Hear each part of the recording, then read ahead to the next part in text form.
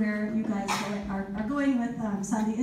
Is everybody here part of the group, or these are interested parties and language enthusiasts all? Very exciting. Okay, great. So we're trying to get the tech to work, clearly, and so that's going to take a while.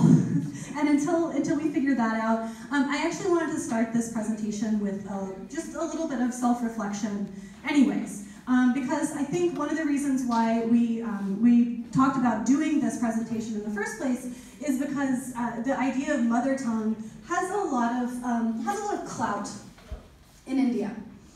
Right? I mean, like, everybody's supposed to have one.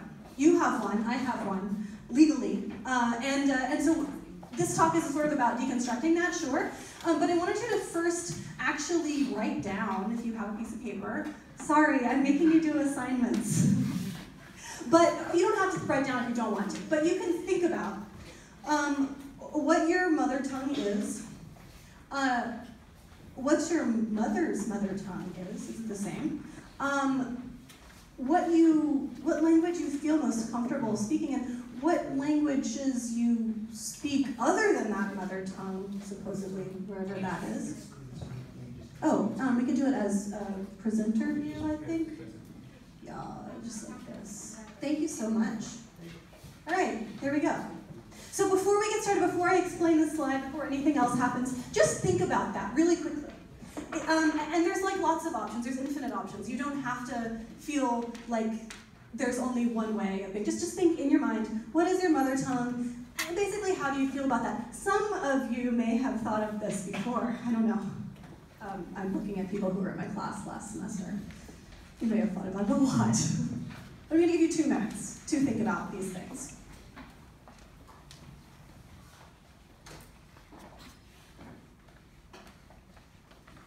Oh, the other question is, how long have you had that particular mother tongue? How long have you known that language? How long have you known that that was what your mother tongue is?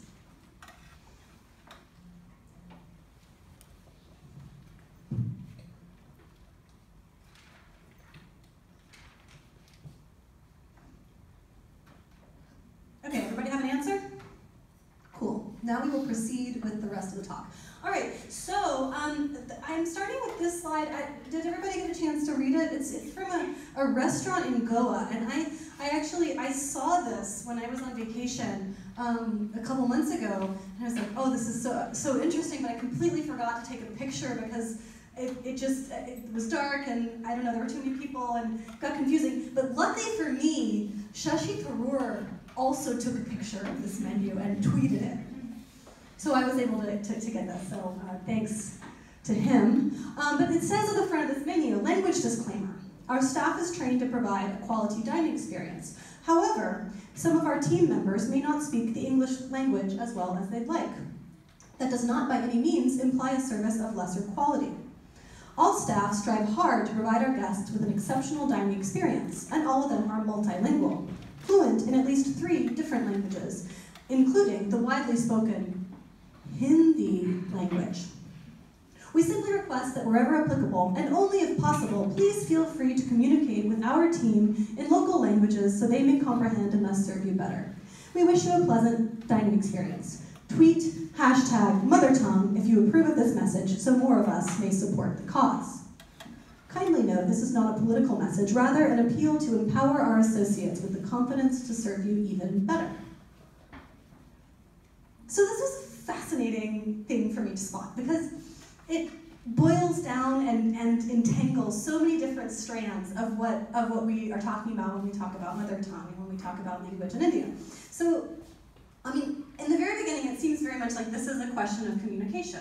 How do you best communicate with somebody? Well, not in a language they don't understand, because that doesn't work very well. Although I hear that there was actually an experiment to see how well it can work, and maybe it actually can work kind of okay sometimes. But most of the time, the idea is that we talk to each other in languages that we mutually understand. It's a communicative issue. But then there's something else that happens later on in this example here. This is not a political message. Why would it be a political message? Is communication political? What is this about? And then there's the confusion of this idea of the mother tongue with this idea of having 3 languages, including at least one of them being the quote-unquote Hindi language, which is, are those exactly the same thing? I don't think that they are. But they're being plopped together, they're being kind of tied together in this particular instance. The idea that language is political is immediately told, we're immediately told that at the very end of this, this little excerpt. And they're trying to say, no, no, no, this isn't a political state. It's political in general, but not this, not this. This, we're just trying to do communication. But we're trying to do communication in somebody's mother tongue. So let's just keep pondering this. I have some ideas about what this might mean and what it might do and why it might exist.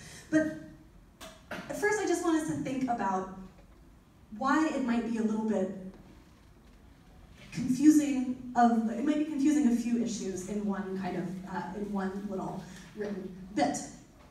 Okay. So we're basically conflating language as communication with something called the mother tongue. That's what's happening here. And this is something I'm going to argue later on, spoiler alert, that is inherent in a lot of the conversations about mother tongue and in a lot of the conversations about language politics in general in India, is that we are potentially confusing ideas about communication and easy communication with ideas about felt, inherited language. Okay, so, all right. So India is highly multilingual. And we have this idea that there's supposed to be, here, let me just, I think this is the picture that I actually want. So these are the major languages in India. The big colors are the big kinds of language groups. So in linguistics, we talk about the connections, historical connections between different kinds of languages. These are often called the Dravidian languages down here. They include Tamil, Telugu, Kannada, and Malayalam, among others. And these ones up here in the light blue are considered the Indo-Aryan or Indo-European languages: Hindi, Marathi, Gujarati, etc., etc., etc. This map is trying to describe India purely linguistically. So the state lines are sort of secondary to these color blocks. You'll see these big letters are language names. But then there's smaller language names too, which are supposed to be dialects, and smaller languages of the map that I can't even read on this map because the resolution isn't good enough. If you're interested, I can send you a zoomable map that actually shows India, or attempts to show India in all of its linguistic complexity. But you all already know this. This is not something that is new to you at all. But this kind of massive multilingualism on the national level is, of course, something that is repeated in a lot of people's own homes and their own practices in your own everyday lives. Again, this is something that you're probably familiar with. Think about how many languages you have used in the last week. I can 99% guarantee you that it is more than one, right? Okay. So nonetheless, we have this really, really strong idea that each one of us has a mother tongue, right? That there's some kind of language that's ours and ours alone, that's inalienable from our very bodies, that we got passed down from our literal mothers, right? From our parents, that is somehow inherited, right? And there's something about it that's supposed to stoke some kind of strong emotional bond. We're supposed to have a really tight connection to our mother tongue. And some of us might be just nodding our heads like, yeah, me, I have that, that's cool, right? Me. That's great, that's cool. But it's not actually like that for everyone, shockingly. So, I want to think about this history of this concept of the mother tongue, because it turns out it's something that we take as a natural category, and that we sort of assume is something that is real and somewhat unchanging. Actually, it changes a lot over the course of history. And so what I'm going to do in the next little bit is give you a kind of quick rundown of some of the ways in which mother tongue emerged in India over the past 200 years, basically. Okay? So, for the first thing that you should know is that mother tongue is actually a legal category in India, and I keep saying in India because it's actually different in other places. But here, one of the ways that it's codified is in the census. And this is the literal definition of the mother tongue, in case you wondered what your mother tongue was, if you had some kind of unsureness about it at all. Legally, you have one. Quote, "The language spoken in childhood by the person's mother to the person. If the mother died in infancy, the language mainly spoken in the person's home in childhood will be the mother tongue. In the case of infants and deaf mutes, the language usually spoken by the mother should be recorded. In case of doubt, the language mainly spoken in the household may be recorded." This is from the instructions to census takers in 2001. Okay, so legally, even if there's some confusion, there's some idea that people should have one, but the ideal case is obviously the very, very first one. Ideally, you should have one language, it should have been spoken by your mother, you should have a mother, okay? And that person should have been talking to you in one defined language for your whole childhood. Can anybody think of any problems with this? You can raise your hand if you want to. Yeah. So this is a very sociological way of saying it, because when I read through certain linguistic notes, it said that the language a child feels comfortable in the mind, or the language, although she is exposed to at a very later stage, but if she feels comfortable with it, that is also gone as a mother tongue. So it's radically different from what the census says. Yeah, absolutely. Did everybody? So basically, there's another definition that might be a language in which you feel comfortable, or the most comfortable, right? Even if it's one that you acquire later in life. This is not the legal definition, and do you know why? It's not the legal definition because it's supposed to be the language you learned from your mother from childhood, and you're supposed to like it and feel very comfortable in it. Anybody else? I'm just thinking about the scenarios. For instance, if your mother herself is multilingual, what language would you register as the mother tongue? It's an excellent question. What language gets registered if your mother is in fact multilingual? Anybody else? What if the mother doesn't speak? What if the mother doesn't speak? Yeah, I mean, yeah. Yeah, and it's what does your father speak? Does that not matter at all? What do people around you speak? Where do you live? All of those things. Wait, what? Those don't have anything to do with your mother tongue. What language your father speaks, where you live, what language you usually speak. Those don't have anything to do with it. It's just inherited. It's a gene. What if you were raised by two gay men? Oh, that's impossible. Sorry, these are jokes. These are jokes. What if you were raised by two gay men? Really excellent question. Yeah. What if it's actually mute? Like how do you have a mother tongue if you don't even speak properly? If you can't speak at all? That's improvised. Yeah, but that's ironic, right? Like you have a mother tongue which you can't speak. It is, isn't it? Yeah, here and then here, yeah. If like in my case, if you were raised in a state that's different from your own, and like if you're raised in a metropolitan city where this language generally spoken at home is English, and you don't have as much grasp over your actual mother tongue, then yeah. So what happens if the place where you were brought up was not the place that your mother was brought up, and what if you live in a metropolitan area and I love the way you put it. What if you speak English better than you speak your actual mother tongue? Over here. So there's an inherent sense of imposition and a lack of choice. You don't get to choose what your mother tongue is. It's depending on someone else. Yeah. What do you can't know. It's not a question of choice. So I think we're starting to see some of the major issues that come up in this kind of system. So one of the problems is this idea of comfort. If your mother tongue is supposed to be something that you're comfortable in, that you think in, that you speak really well, but you grew up in a place where the language that you are supposed to be speaking is not spoken, this is very, very, very common, what's your mother tongue?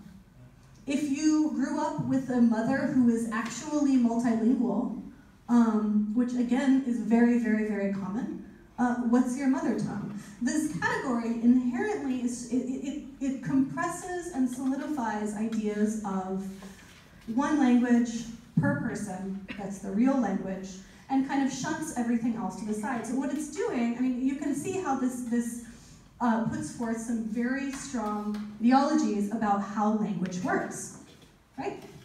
So, I'm gonna peer at my, all right, so we get this nonetheless there's this very strong and in fact encoded idea of this singular language, this monolingual ideal. Despite India's radical, as I said, radical multilingualism, we have this really strong sense that monolingualism is the right way. And that's the thing that's encoded by the census. It doesn't make an enormous amount of sense if you think about it like that. But it makes a little more sense when you think about it from the historical perspective. You are a genius. Thank you.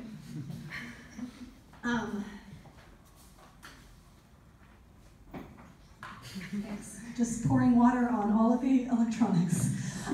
Okay, so can anybody think of something that might be that might be the sort of progenitor of where we get this weird, seemingly ill-fitting coat that is monolingualism in India? The idea that we should, yeah. Do you all want to say it together? Linguistic. Colonialism. That's great. It's wonderful. Good job. We can all leave. This has been really fun. Thanks, Anya. Bye. Shockingly, it's the British, is what I've written in my notes. So we have this idea that monolingualism is great and is natural from the British.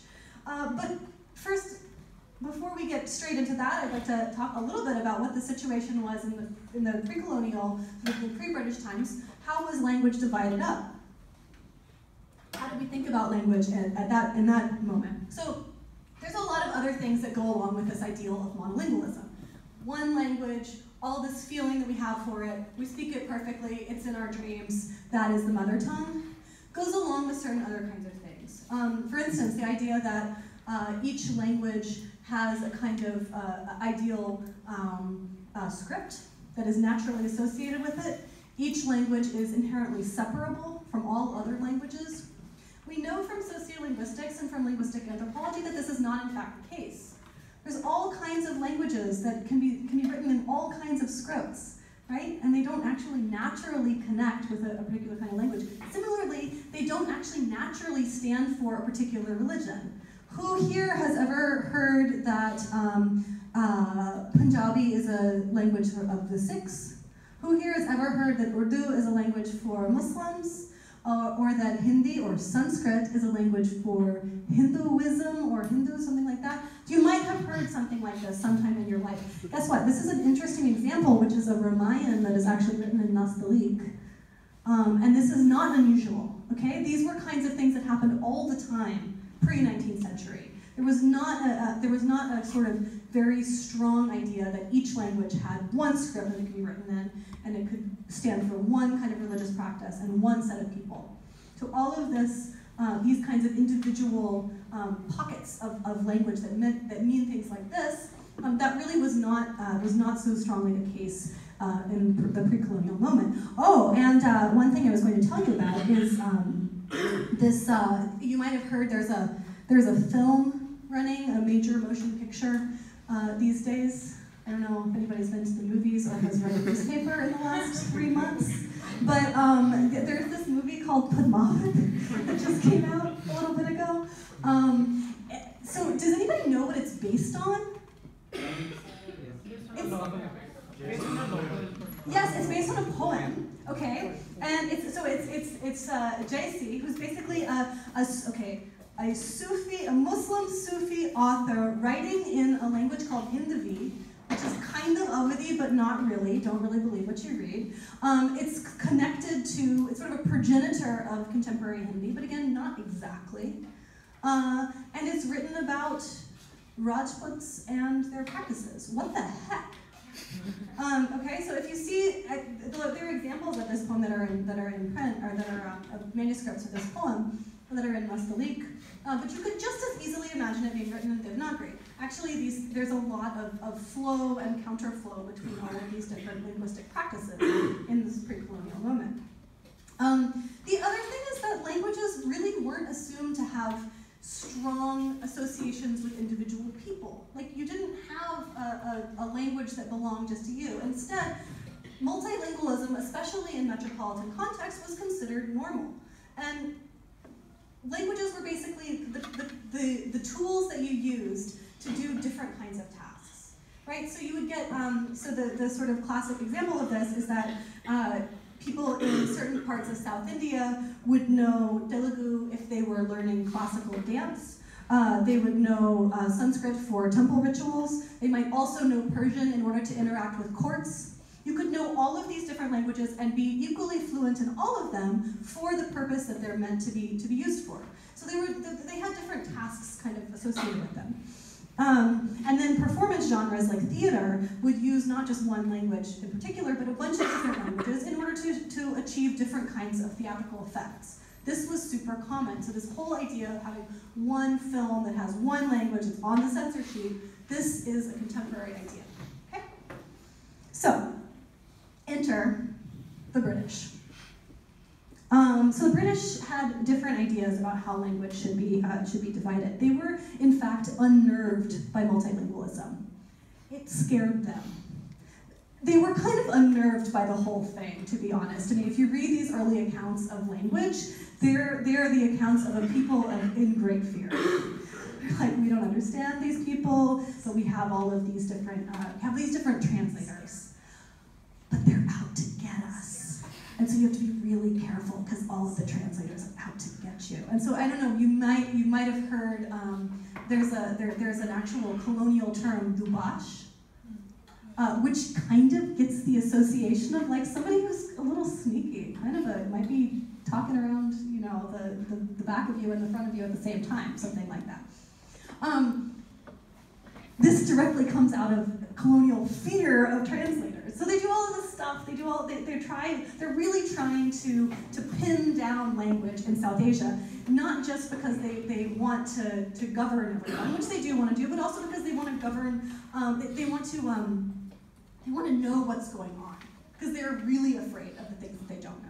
Right? So one of the things that they do is they do this kind of complex linguistic mapping. And so anybody from last semester, you will remember the Linguistic Survey of India, which we did some reading in, that happened in the late 19th century and the early 20th century. This was sort of the culmination of a lot of colonial effort to just record language. Like, forget knowing it. We just need to record it all. We need to compare it to itself. We need to look at the different kinds, of so many of them. We have to compare them to each other. We have to figure out what is going on. And so one of the ways that they do that is through these complex kind of linguistic maps, where they try to write down exactly what people are speaking and the name of the language in each given place. Okay, what in the world does this have to do with mother tongue? I'm just going to note that here there's these distinct boundaries. This is a map of the different kinds of Bhojpuri, by the way. And they've called them Northern Standard, Southern Standard. I think this, and oh wait, sorry, these are all the different Bihari languages. I think this is Bhojpuri. I think this is Maithili, but I'm not sure. I think this is Maghi. And then they're mapped with, it says like Southern Standard, Northern Standard, this Western Standard, Eastern, Chukka. Anyway, these are basically, they're trying to name and draw out the boundaries of all of these different, not just languages, sub-dialects, sub-sub-dialects. They're trying to name them all and they're trying to get them all on a map. So,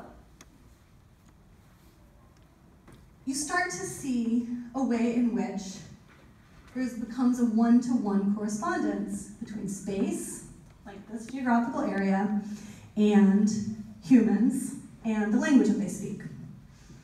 So I don't know about you all, but one of the things that I do is sometimes I move from place to place. I go places. This model is very interested in fixing humans in a particular spot, right? And it becomes especially important when we look at these kinds of borders between languages, or even this border between the stuff that's counting as Bihari and the stuff that's counting as something else, in this case Chhattisgarhi. how are these borders being formed? How do we make them so solid? The answer is we make them solid by eliminating differences that we don't want to think about, okay? This is classically what happens, is that differences between different forms of language get kind of pushed away. Like, okay, we know we're there, but just for the sake, it's just a heuristic, just for thinking about it, we're gonna draw this map, and we're gonna pretend like they're actually very different. In the explanations, the linguists are like, yeah, they're actually kind of mixed up, and they really don't like it, and they really like making these maps that make it look like things are nice and separated from each other. Okay? So there's an idea of linguistic separation. And then once you separate languages, you can then analyze them. You can compare them to each other. And so here you can see we have all these, I don't know if you can read this top, this is from the same giant document, which by the way is open access, not open access, it's not in copyright, and it's available to all of us on archive.org. It's really, really, really interesting if you want to read all 500,000 pages of it. But this is an interesting table that shows the difference of different kinds of pronoun declensions in High Hindi, Kannauji, Braj, Marwari, Mewari, Garhwali, Kundani, Nepali, Old, can't even read what that is, Awadhi, not Bhojpuri, it's Baisauri maybe? I don't know what that is. Awadhi, Rewari, Bhojpuri, Magadhi, and Maithili. Okay? So, if you can see that, if you can read any of them, they're like,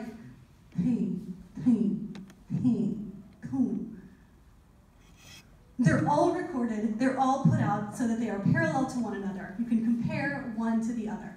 Again, you might not see yet this has anything to do with mother tongue. The point is that you can compare languages to each other in this scientific way. So, okay. So these kinds of projects, this is another kind, you might think of this as another kind of linguistic mapping. So there's both the one where language maps onto physical space, geographic space, right? And there's one where languages map onto each other. The thing that, this might seem really obvious to you, like, okay, yeah, you can compare languages to each other. It's kind of no big deal. This is sort of a normal thing that we do all the time, right? I mean, like, anytime you've learned a language, or you read like a comparative dictionary or something like that, you arrange languages in this way. But this is actually a very colonial form of comparing languages. This is actually something that basically emerges in that time. And before that, we have different modes of comparing languages with each other. But it's not really believed before this kind of colonial moment that languages are infinitely translatable back and forth to one another. So this is also the moment in time where all of this language science is actually is fomenting really, really hard. So like all of these new findings in for instance comparative philology. Do you guys know what that is? Okay, it's basically the science of determining the origin of a language. And it's having all these breakthroughs at the time. There's all of these kinds of explosions in the field of language when we start understanding that, that Indian languages, especially North Indian languages, are directly related to European languages. And that like explodes people's brains. People are just really excited about this possibility. And it's true, by the way. I mean, this is not something that the British just made up in order to kind of like feel good about themselves or something. This is actually true. There really are linguistic similarities between all of the European languages, for the most part, and all of the North Indian languages, for the most part. And these, we can figure this out, and we can kind of trace actually the interconnections between these different forms of language. It's really quite cool. But what happens during all of this is that there's also this feeling, which is a British feeling. It's a British, what we call a language ideology, an idea about language, belief about language, right? Some people may have heard of that before, I don't know. I'm Nisha. But this language ideology is super strong. The idea is that every language can be translated into every other language using these scientific principles of arrangement, right? So we can look at all of these things and compare them, know more about each one of them, separate them, and look at them, right? We can isolate them, basically. Not, we can use them for what they're good for, and certain languages are better for some activities, and other languages are better for other activities. No. We can ideally set them all in a line next to each other, and then we can figure out which one is the most rational.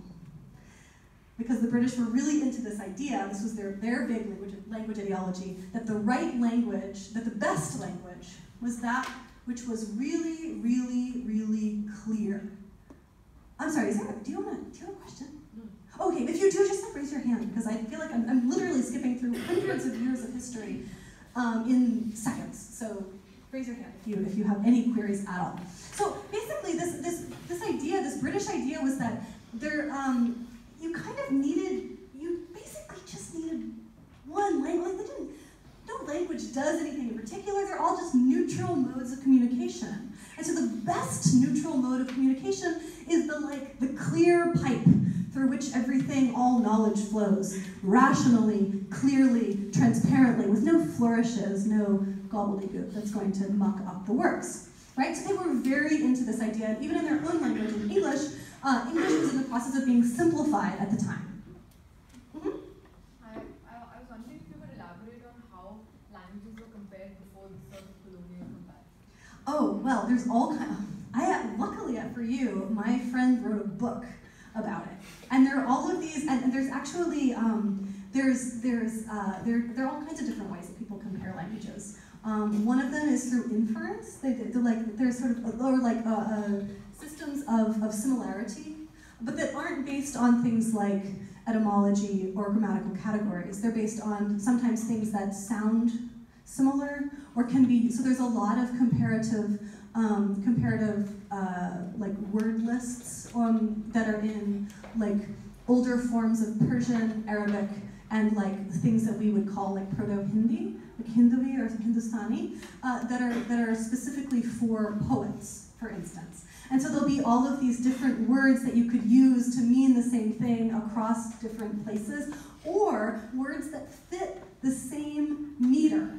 For, you're writing a ghazal, you need to have the right meter, you need to have something that works in the same way. There are these dictionaries of puns that exist that are all about kind of making different forms of language congruent with one another in this kind of funny way. But the point is that there's not quite the insistence that every word should be translatable to every other word. And this kind of ideal of translation is something that's new. But it's an excellent question, and it's actually really understudied. We don't have enough about that kind of stuff. Oh yeah, definitely. I will give it to you. It's by by my colleague Walt Hakala, but I'm forgetting what it's actually called at the end of the day. Yes. Could you elaborate more on what you meant by clear? What is the difference about clear? The clear language? The question is a great one. What counts as a clear language? Great question. The British didn't always know, but they tried to make things. Short. They believed in prose. Okay, so they didn't believe in poetry. Poetry was bad and for loosey-goosey, fluffy things. And in the past, poetry had actually been a useful way of conveying information, right? And we get all kinds of histories that are written poetically or in rhyme or whatever. This is something that's very common. The British are these are unnecessary flourishes and they're getting in the way of real meaning, which is something that we convey with prose, right? So that's one of the major ways. But also there's all of these ideas about what kinds of turns of phrase are acceptable and what kinds aren't. And there's a lot of secondary literature. There's a lot of basically literature that was secondary literature at the time that we can examine as primary literature, where people are talking about this. What constitutes clear prose? What doesn't count as clear prose? But it's essentially, it's whatever their idea of the most rational thing is at the time. So they obviously have a huge problem with Urdu in the 20th century because it is, or in the late 19th and early 20th century, because it's so used for poetry and the kind of poetry that it's very flowery and there's too many metaphors and they generally dislike metaphor. They dislike circumlocution. They like direct statements with not a lot of extra clauses. I mean, these kinds of things are valued. I mean, honestly, this is the kind of prose that we as teachers are often kind of trying to get people to write in college. This has a history. Like, this is not unrelated, actually. So some of the ways that we think about clear writing today, like those are ways that are possibly could be tracing back to these kinds of moments, maybe. Any other questions right now? Okay. So I'm going to blast through. So we have these kind of comparative bits of language. We can look and see that languages are different from one another. And so it's to leap forward and to kind of hope that you'll come with me, because I think I can prove this, but it would take a long time, and I'm not going to entirely prove it right now. This kind of set of ideals of language basically get taken up by Indians themselves also. The idea being that languages are different from one another, we can compare them to each other, we can think about them as things that can be not just written down, but really, they can turn into objects. Basically, they through this kind of enumeration and this sort of scientific classification, all of this stuff. But of course, the way that languages get classified, it doesn't stay the same. So languages don't just keep living in the realm of scientific rationalism. They also start getting used as political objects. And not just regular old kind of dry political objects, they start getting embodied. So one of the changes that we see in the late 19th century is not just all of this stuff that's happening that the British kind of linguistics people are doing, but there's new systems of representation for languages too, that I think are directly related. And those new systems, you might be familiar with this kind of image on the left, is Bharat Mata. This is who becomes a really important figure in kind of images for kind of pushing for independence, right? Like even in the pre-colonial, in the late colonial period. And this image here, a very similar looking image, you might think. This is the goddess Thamultai, who is supposed to be the goddess of Tamil, right? So these kinds of connections also take that tight bond that's been created between language and geography and humans, right, that the British have been so careful about enumerating and sort of writing down, and it gives it an actual divine face that can suddenly be interacted with in a new kind of way. And so and if you are interested in this part, someone has written an excellent book about this specific movement between language as something that we use and communicate in to something that we literally worship. Like there are literal temples built to this goddess. There's someone who's Sumathi Ramaswamy has written an excellent book about this particular issue in Tamil. Her name is Sumathi Ramaswamy, and the book, the book is called Passions of the Tongue. Intense. So this is kind of something that couldn't happen before. When we didn't have an idea that language was something that was an object, something that could be carefully circumscribed in a geographical area, and wasn't an inherent quality of people, we didn't have the same kind of relationship between these sort of strong feelings, what Sumathi Ramaswamy is calling passions, and this personified language. And the amazing thing about this too is that it's not just confined to one or two places. This is actually, this kind of relationship with language sort of comes into being really rapidly, and it comes into being across the whole country, and in very similar ways. So what happens because of this? In a way, this is the part that you all know the story of very well, I think. But before independence, it wasn't actually entirely clear how India was going to be divided up. You all probably know that. In fact, up until just a few months before, it wasn't entirely clear whether the partition of India and Pakistan would even happen. But the matter of individual states and where their boundaries would be was also totally unsettled at this moment of independence. And yet, here we are in the kind of states that we know now that seem very, maybe semi-reasonable. How do we get to that? The answer is language politics. Yeah. So again, this potentially is the story that you know. So, but the point is that at this moment in the late 40s, language was already a majorly contested subject, and it was already believed that there were strong emotional connections that could be made with language, and that people generally had them.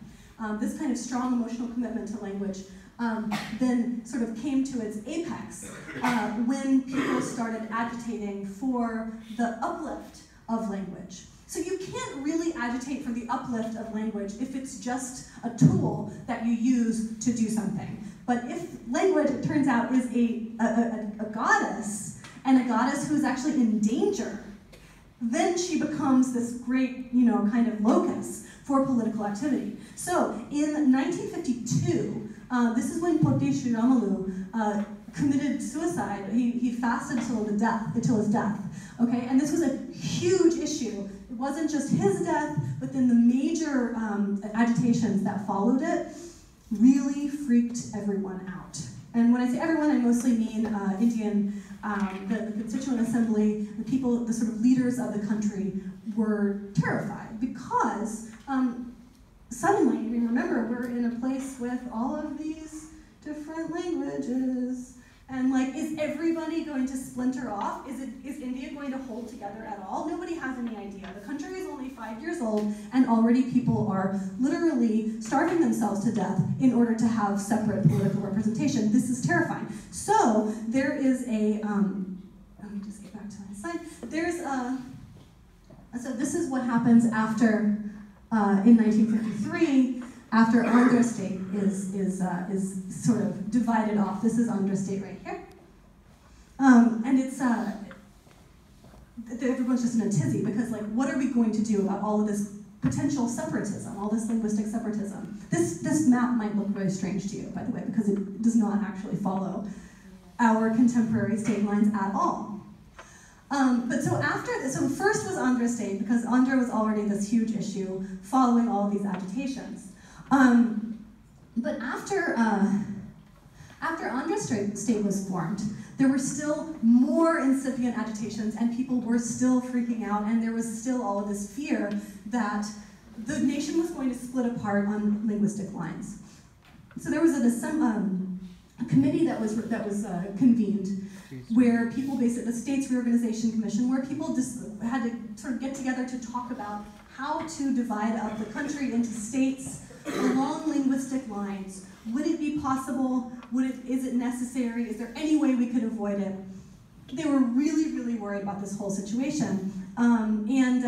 This whole linguistic issue of linguistic states was thought to be something that might tear apart the nation, simply because if the nation was not divided into linguistic states, then all of these individual linguistic groups would start agitating and rioting, killing each other, and killing themselves, and everything was going to go to hell.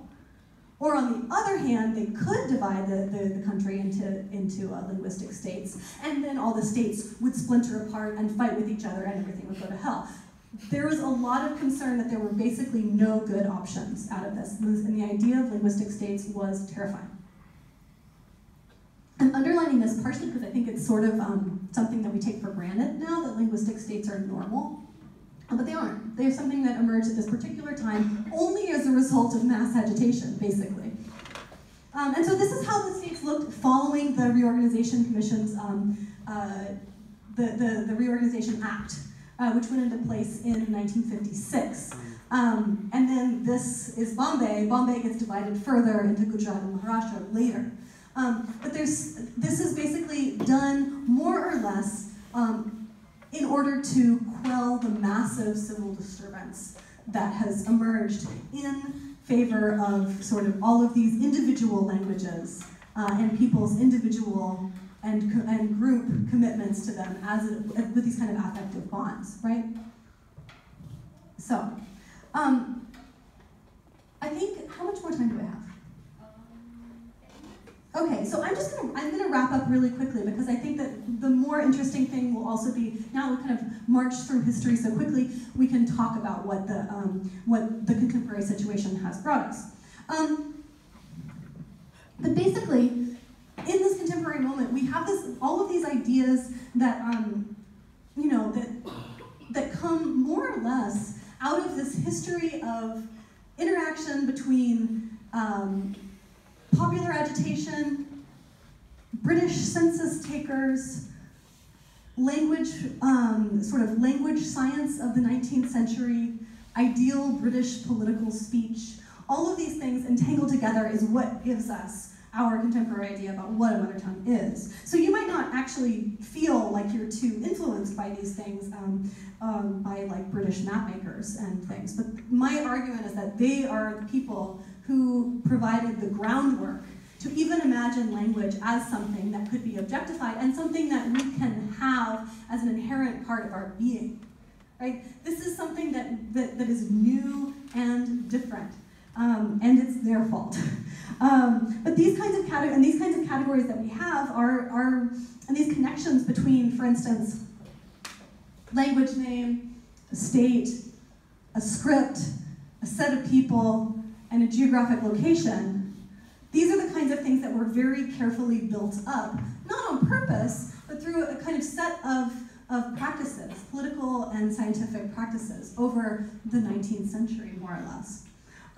So basically, the idea that we care about language, that we should care about language, and that should be politically part of our identity, that we should have a linguistic identity at all, is something that comes out of these kinds of long histories. And so I'm just gonna actually, I think I wanna open it up to questions, if that's okay. And thank you all for listening through all of this. Yeah. This map is very interesting because the second, it says Bengali, and when it's written in the script, it also says Bengali above this. But when it's like, we don't call it Bengali. Bengali itself is a westernized term. So this clearly shows how language politics work. So my question is that, is this 22 languages, a lot of people say it's very important to have this 22 languages instead of one official language because India is such a diverse country. India has more than 1,000 languages. So is this 22 language a good idea to keep the diversity, to see that we still have a diversity, or it doesn't matter? That's a great question. The idea that, so this slide depicts the 22 scheduled languages that are part of the Constitution. They're constitutionally recognized as languages of India. And this is a quote unquote at the top, demand for equality. These are people who are saying, actually, it's not enough for them to just be scheduled languages. All of these should actually be raised to the level of the official language, right? Which, as we know, they aren't. Whether it's a good idea or not, I cannot say. But the truth of the matter of scheduled languages and these different tiers of official language, scheduled language, languages that are recognized on the census that aren't on this, there are plenty of those too. Those different levels of recognition are all sort of compromises. And so you get them in these massive contestations between groups of protesters, basically, agitation, and the central government. And more or less, the central government doesn't want to recognize any more languages as anything, ever. Stop asking. That's the central government stand. But if people agitate enough, they're like, okay, fine, just stop agitating, stop, fine. So this, seriously, I'm not kidding, this is basically how it has been going for decades, is that there is this tussle between a central government that really would prefer to have one language, and groups of people who don't agree with it. So whether or not it's good is like, it's very hard for me to say because these scheduled languages are also very weird. Like, not that they are weird in and of themselves, but like the list is weird. And like why do we, so one of the examples that's closest to me and my work is, where is it? Here it is, Maithili. So Maithili, one of the reasons that Maithili was allowed to be a scheduled language is not because it was spoken by more people than Bhojpuri, the language I work on, but because it has a script. So people agitating for it could claim this script, the Katy script, and because it has a written theater tradition. Okay, so Bhojpuri has a theater tradition, but it's not been written for long enough. And so it wasn't included. So basically, this list is always a kind of set of political negotiations. For me, it's like a snapshot of certain kinds of power politics. What groups have power and in what way can they wield it? The other thing about Maithili you might notice is that Maithili is a language spoken by a lot of Brahmins and a lot of people with a lot of power in Bihar. Bhojpuri is a language spoken by a lot of scheduled castes or other backwards castes. And it has an increasingly, actually, specifically as Yadavs get more political power and other OBCs in Bihar get more political power, there's been more political pushes behind Bhojpuri getting on this list. So I'm really not answering your question at all. But these kinds of contestations, I think, are what the whole sort of way that language politics is orchestrated in this country. Yeah. So this is not really a question, but an observation. Okay. I noticed that, say, in Dogri, it has a script, and it also has a Hindi transliteration, if that is what it is. And in Nepali, it's only Hindi, right? And in Bodo, it's Bado. Yeah. So there's a lot of Hindi, like even if the language is mentioned, it's the Hindi font or whatever it is. Yeah. Right. Yeah, Bengal. So Manipuri is very similar to Bangla, Mehti is something very similar to Bangla script. Right, the Dogri is actually using the Nashtalik. Yeah. So it's using the Nashtalik as well. I think it's pointing to the plurality, like look at Kashmiri as well. It's just what Catherine was saying earlier on, that the same language can be written in multiple scripts. And they are written in multiple scripts. And Kokini has 4 scripts, that's what. Yeah, no, there's so many different scripts that are not even in evidence here. And there's so many different ways we could write all of these languages, right? There's something really, no, you're pointing out something very... What I'm trying to point out is how Hindi slips in so easily. Yeah, I mean, part of it, I think, is a different kind of politics that... Exactly, and it's demand for equality, and so easily there. Well, this is my question, is that I'm not actually sure that it's just about Hindi, because at least in the situation of Kashmiri, I don't know what this Kashur is. Does anybody know what that means? Kashur? Okay, well, I will look it up and get back to you. Yeah?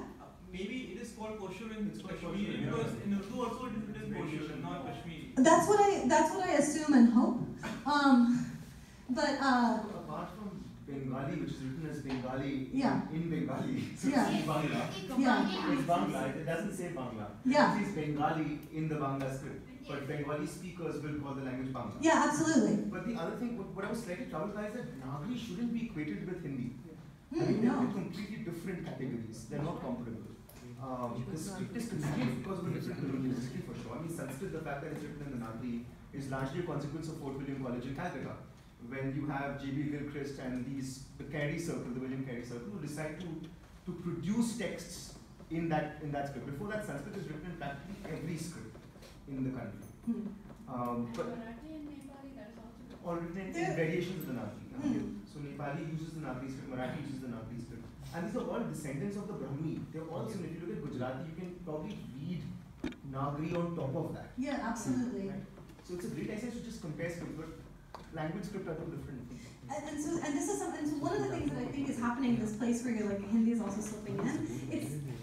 It's also that Nagari is being used as the neutral script in, I think, especially some place like this, where Dogri written in Nasalik is not enough.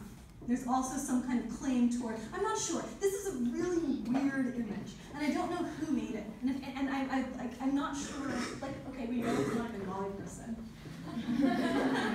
Probably. But I don't know who did.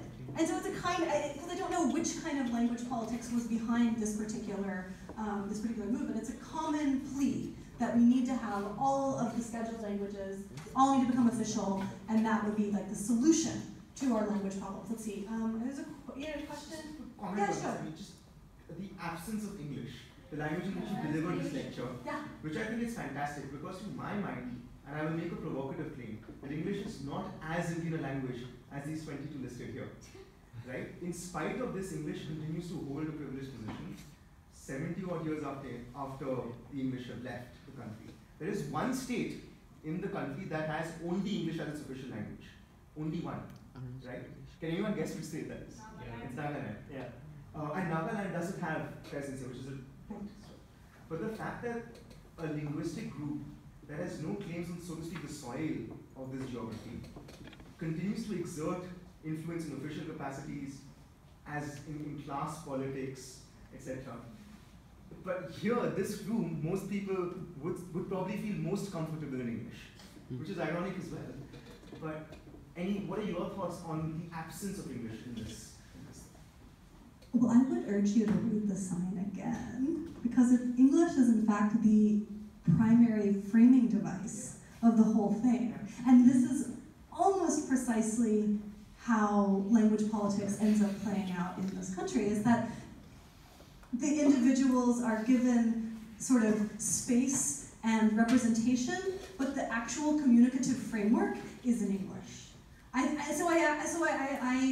it's a kind of it's pointing directly towards the problem you're talking about, which is that, you know, if all of this communicative stuff up here, all this denotational stuff were in Dogri, it wouldn't necessarily be as widely legible.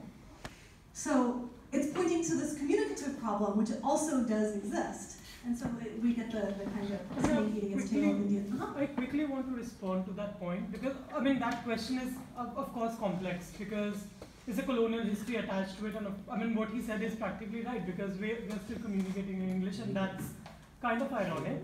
But I would just say that it's also a very essentialist statement to make, the language which is doesn't have any attachment to the soil per se.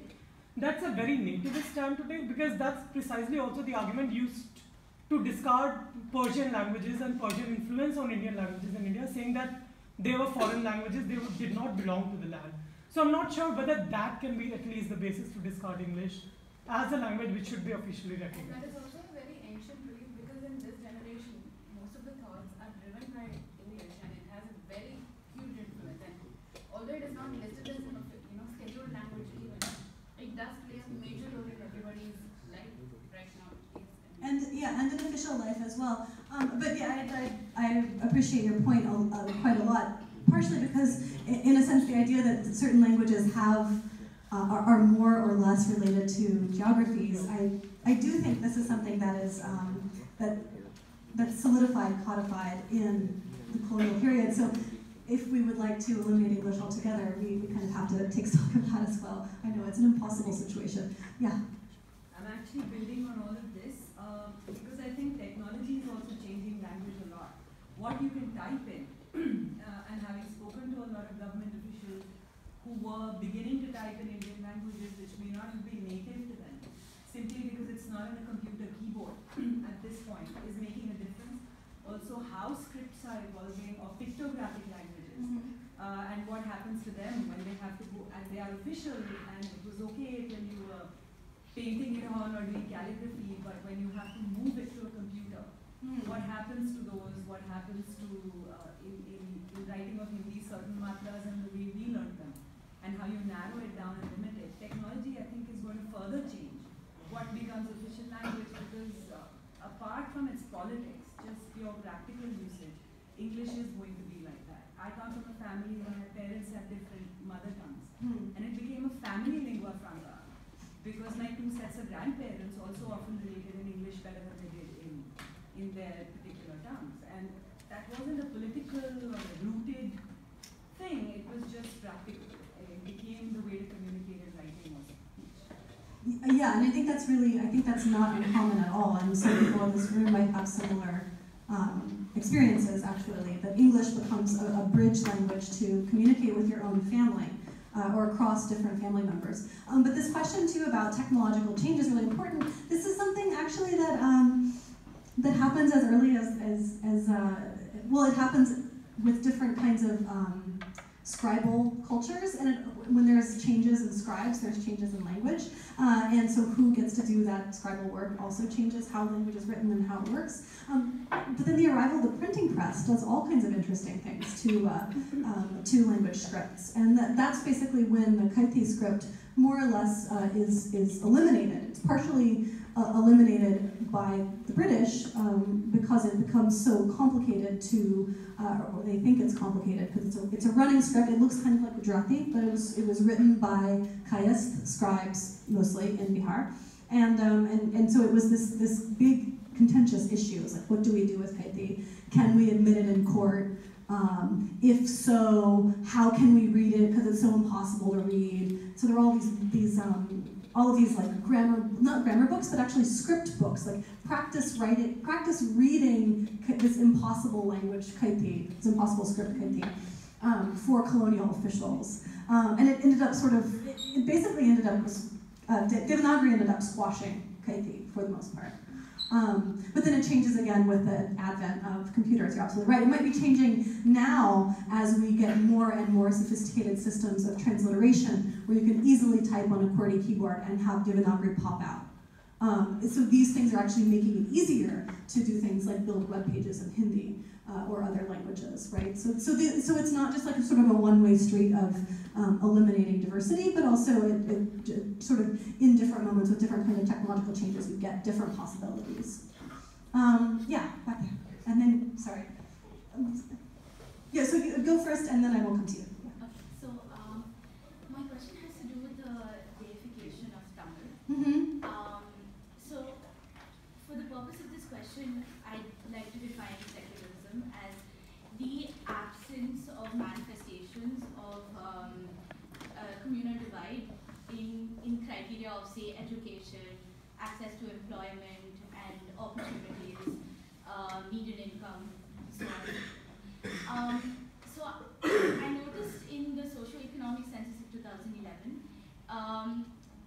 in like the study of minority religious communities, there was a significantly lesser disparity in Tamil Nadu as compared to some other states with regard to median income, access to education, employment, and so on and so forth. So I was wondering, and this is just a question, I haven't done any research on this. Is it because the Tamil people consider Tamil to be safe? Has that manifested in such measurable reactions? I think it would be difficult to draw that kind of straight line, particularly because there's a lot of deification of script and language that has not actually led to similar kinds of lack of disparity. So there are all kinds of counterexamples, unfortunately. It would be great if we could just be like, great, let's make language a goddess, and then we don't have to worry about dealing with our educational problems, and everyone will just naturally But it doesn't. I don't think it's actually necessarily precisely related. I do want to put a big caveat there, though, because I do think it does affect the way that education ends up working. And certainly at certain points in the late 19th century and early 20th century, you get this very intense kind of almost spiritual requirement to do things like learn Hindi. So in UP and across Uttar Pradesh, you get this these pleas about be a moral person, don't be a degenerate. Learn Hindi and use Hindi all the time. And so in those ways, this kind of whether it's an actual personification like a deity or in Hindi it's more like Hindi gets equated to Sanskrit, gets equated to the Vedas, and now we're going to, so there's all of these sort of layers of religious connection that people make claims on. It's like this is basically Sanskrit, so we use as many Sanskrit words as we can, which is really totally secular, but also really sacred. I mean, they make all of these sort of slippages. And so it actually, these kinds of deifications or the invocation of religion in general does change the way that language is taught in certain times and places. Yeah, but I'm not sure that it's going to fix our education system, unfortunately. Yeah. People have classes at 2:15. So Okay. If you have time, we can email you. Okay. Sure. Yeah. Let me take that. Can I take this one last question because I promised, and then we can go? Yeah. But I'll be really quick, and you'll be really quick, right? I mean, it depends on you, like, you can come in. I'll be quick. So my question is about how, I mean, we have discussed about how language is a political tool, and my question pertains to more about how culture and language are closely, knit together. So a Marathi will be proud about their culture, and then a language is an inseparable part of that culture. So when we talk about the influence for the languages, there is a clear fear of someone losing their own culture, and that's why you say, you see like people from Tamil Nadu protecting Tamil, and then Marathi is fighting for Marathi. So do you see the hatred for foreign languages, or seeing Persian or English as a foreign imposition, a rational way to look at and protecting your own culture, and then even as a state looking to sort of remove foreign languages, a way of increasing your own soft power and removing foreign culture's soft power on your own state, a rational thing, or do you think that is something that we should reject and move over? I mean, I don't know if it's rational or not. It seems pretty rational because it seems to work okay in terms of like nativist politics and stuff like that. But as whether it's good or not, okay, let me just answer a slightly different question, which is, when did this emerge? Has this actually been a way that we understand language for all time and all place? And the answer is, of course, no. This talk is about how that particular thing, the intertwining of language and culture, the idea that one culture has one language and one language has one culture, and they are tightly connected to each other, that comes into being in the 19th century. And before that, there actually wasn't the same kind of enmity between languages. There wasn't an idea that we needed to push out one kind of language in order to make room for our own. And so because they weren't twinned, it wasn't like culture could be encapsulated by language in the same way. But now, it basically is. Like, there's a very strong feeling that this sort of works. And so if the question is this an effective strategy for doing things like carving off new political spaces, the answer is probably yes. It worked for Telangana, it will probably work for you. But it's something that we need to historicize and think about as a result of the colonial, the kind of post-colonial moment that we find ourselves in. Okay, I know we have to stop, so thank you so much, everybody, for staying such a long time and asking such good questions.